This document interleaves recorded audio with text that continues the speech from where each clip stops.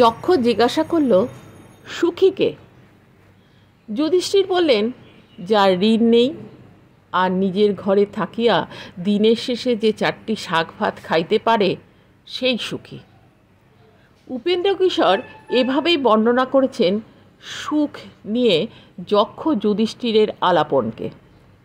আবার সুকুমার রায়ের গল্পে কর্দবশূন্য চালচুলোহীন ফকিরের সুখের অন্ত নেই, কিন্তু টাকা পয়সা আর ক্ষমতা থাকলেও রাজামশাইয়ের অসুখ সারে না।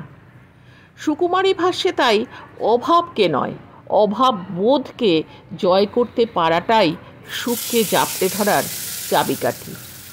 সত্যজিৎ জানিয়েছিলেন, রাজা যদি মাঠে গিয়ে হাওয়া খায় তবেই শান্তি পাবে।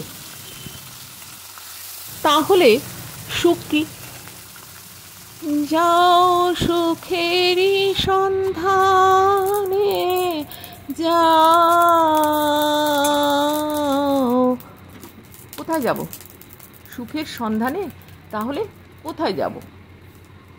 টাকা দিয়ে সুখ কেনা যায় না এমন কথা কি ধনীরাই বেশি বলেন? গুগলের সিইও সুন্দর পিচাই যেমন তাদের বলেন, মজা এবং অর্থকে এক করা উচিত নয়। তার আগের বছর পিচাইয়ের মাইনেই ছিল $63 লক্ষ। তাই যক্ষ যুধিষ্ঠিরের সংবাদের সঙ্গে কর্মীদের উদ্দেশ্যে পিচাইয়ের উপদেশের পার্থক্য আছে নিশ্চয়ই। প্রায় 250 বছর আগে টমাস জেফারসনের নেতৃত্বে আমেরিকার সংবিধানের অন্তর্ভুক্ত হয় প্যারাসুট অফ হ্যাপিনেস বা সুখের সাধনার অধিকার। যাও সুখের সন্ধানে যাও বলাটা সহজ বটে, কিন্তু সুখটা ঠিক কী বস্তু? 1776 আমেরিকার সমাজের প্রেক্ষিতে ভালো থাকাই হয়তো সুখের রূপচিত্র। ভালো থাকার ধারণা বদলেছে, সুখের ধারণাও কি বদলেছে? গবেষকরা সুখের তত্ত্ব তলাশ করে আসছেন সেই কবে থেকে।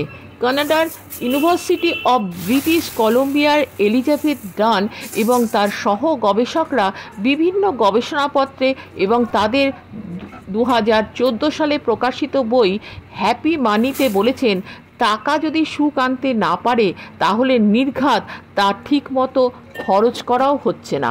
ওদিকে 1978 সালে মহামন্দার পরিপ্রেক্ষিতে হার্ভার্ড ইউনিভার্সিটি শুরু করে সুখ নিয়ে দুনিয়ার দীর্ঘতম গবেষণা প্রকল্প, যা চলছে আজও। আজ এই অবধি থাক, পরে আবার কোনো ভিডিওতে নিয়ে আসবো সুখের সন্ধান।